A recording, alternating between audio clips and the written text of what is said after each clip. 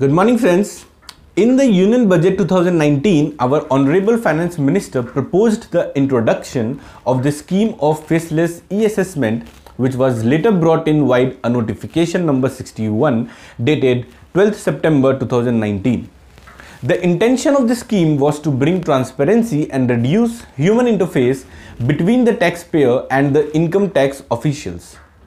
Then on 13th August 2020, our Honorable Prime Minister launched the Transparent Taxation Platform Honoring the Honest, thus creating a taxpayer-friendly ecosystem by introducing greater transparency, simplification and ease of meeting tax compliance. The platform, which encompassed faceless assessments, faceless appeals and the taxpayers charter, marked significant development in the tax administration reform of the country. Along with the launch, the e-assessment scheme 2019 was also amended again via a notification number 60 dated 13th August 2020.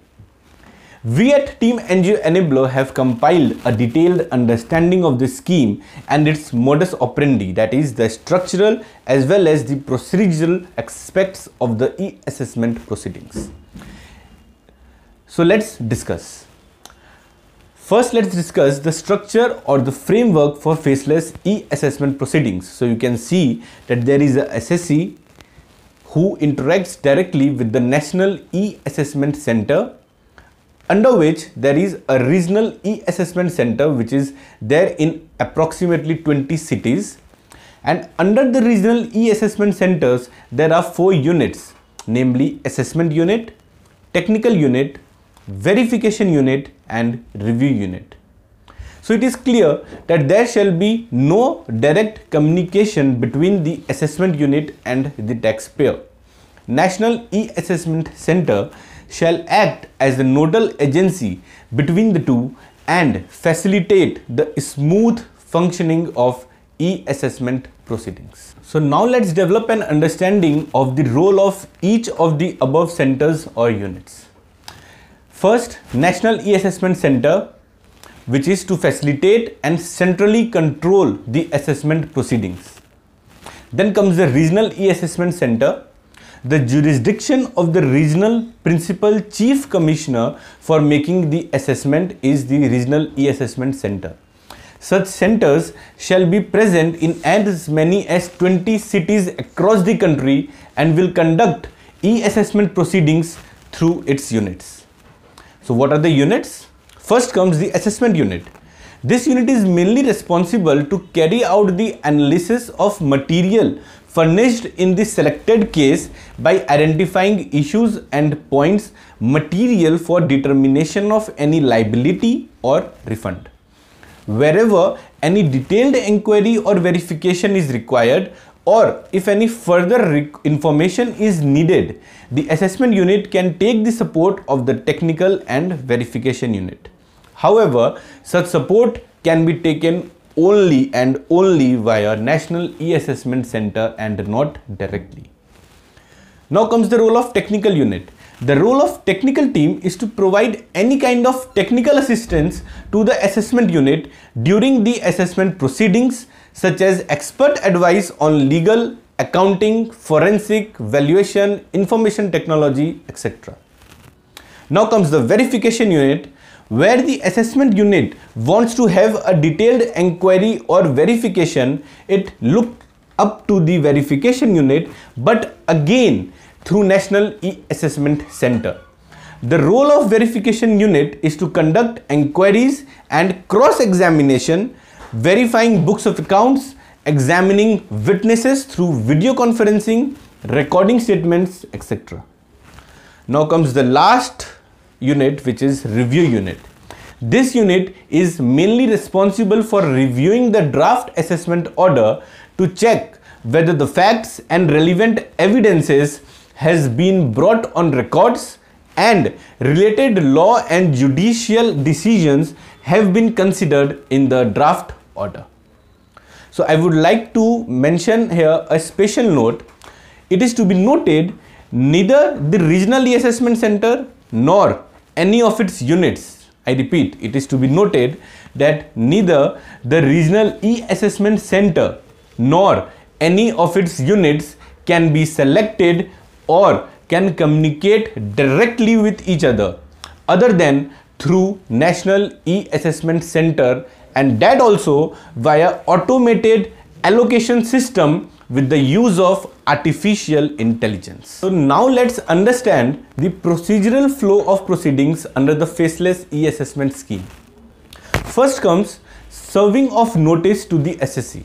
The National E-Assessment Center shall serve the notice on the SSC along with the reasons for selection of the case.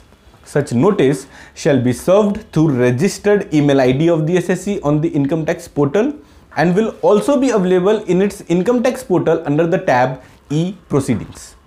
The intimation regarding the issue of such notice shall also be sent via SMS on the registered contact number as per the income tax records. So now it is very necessary for all the SSCs to keep their contact number and email ID updated on the income tax portal. Then comes the response to the notice. The SSC is required to file the response within 15 days from the date of such issue to the National E-Assessment Center.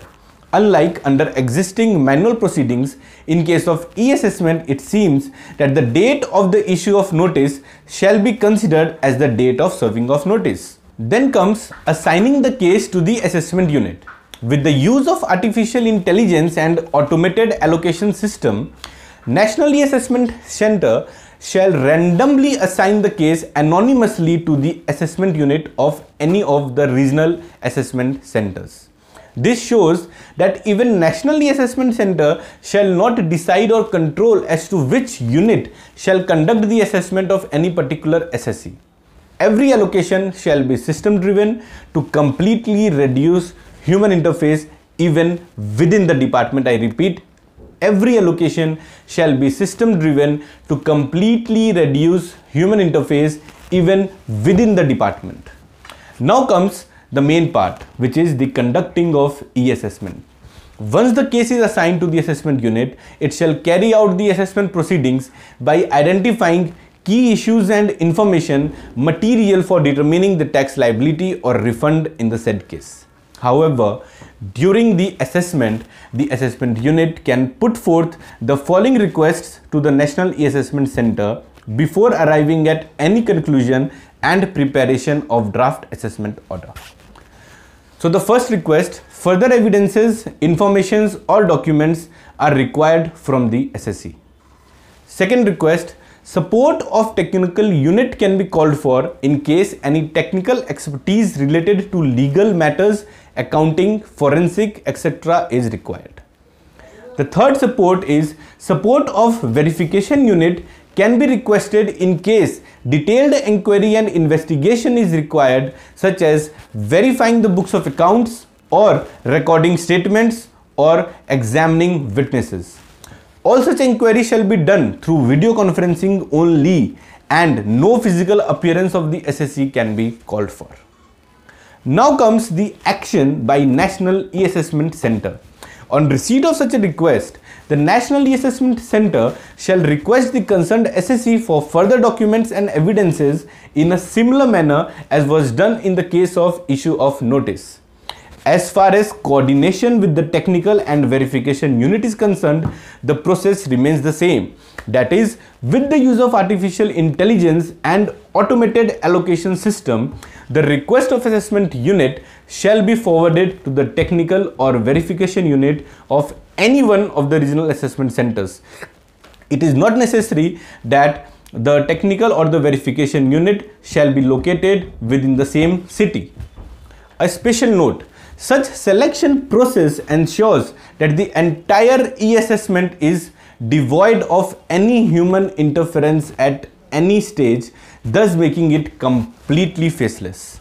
As mentioned earlier, even National E-Assessment Center shall not decide or control the selection of any regional e-assessment centers and its units. It shall only be acting as a facilitator and nodal agency. I repeat, as mentioned earlier, Even National E-Assessment Center shall not decide or control the selection of any regional E-Assessment centers or its units. It shall only be acting as a facilitator and nodal agency. Now comes issue of draft assessment order. After the assessment unit is provided with the respective assistance by the technical and verification unit on the basis of its request to National E-Assessment Center, it proceeds with making the draft assessment order and sends a copy of the same to National E-Assessment Center. So after the issue of draft assessment order, again comes the action by National E-Assessment Center on receipt of draft assessment order. On such receipt, the National E-Assessment Center shall examine the draft assessment order in accordance with the risk management strategy specified by Central Board of Direct Taxes, including by way of an automated examination tool. It can explore any option out of the three options given. First, finalize the assessment order as per the draft so received and serve the copy of the order on the SSE on the basis of the assessment done.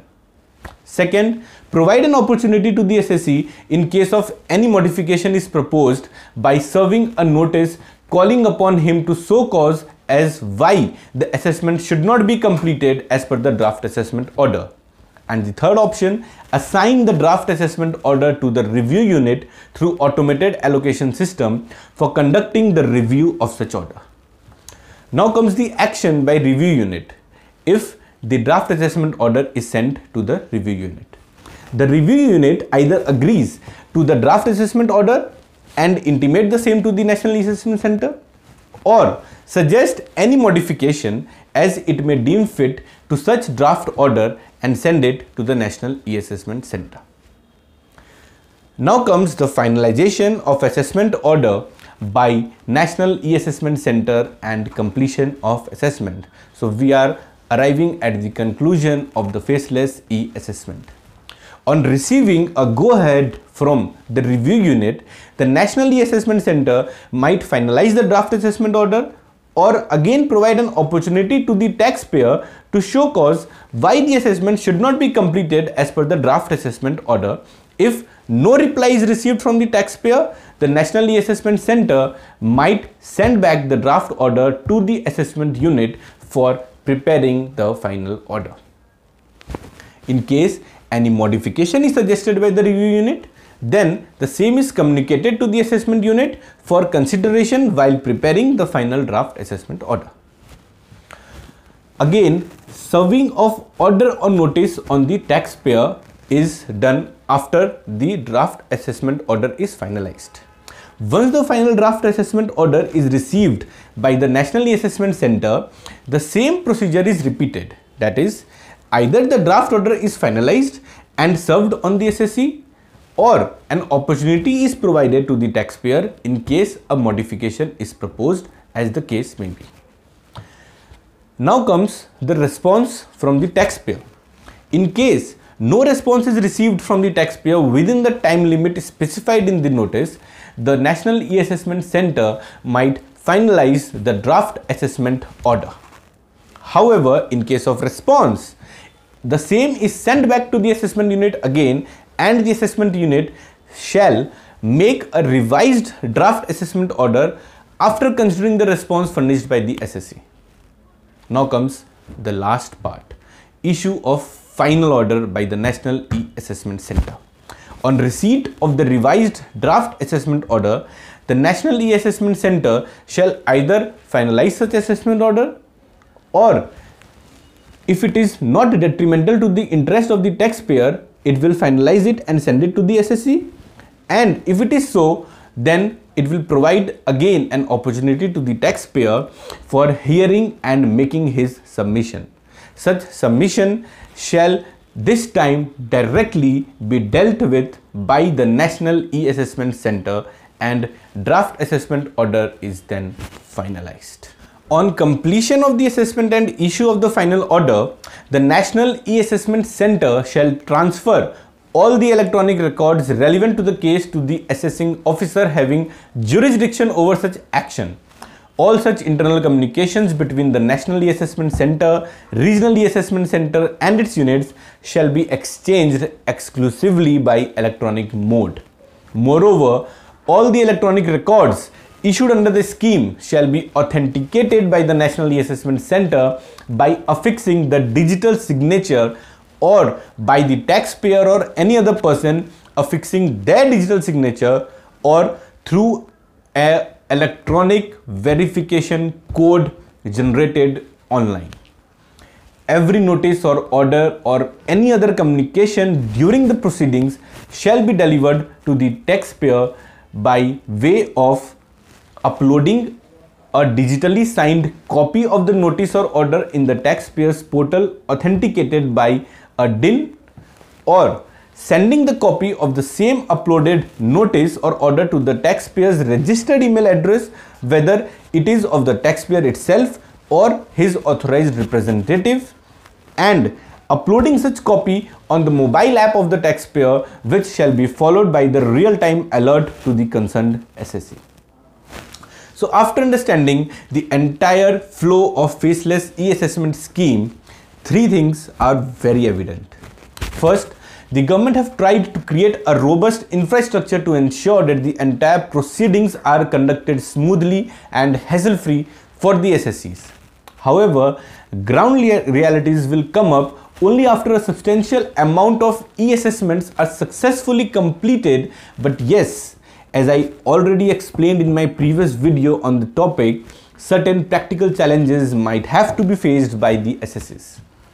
Secondly, the corruption will almost be wiped out with no scope of direct interface and well monitored interaction between the assessing officer and the taxpayer. Thirdly, the SSEs need to be now technologically sound as well as equipped with the necessary resources, and it is very important. I repeat, the SSEs now need to be technologically sound as well as equipped with the necessary resources in order to successfully comply with the e-proceedings. So I hope all the NGOs have to be now technologically sound and they will take necessary steps to be so. Thank you, and for latest updates, keep tuned to our channel.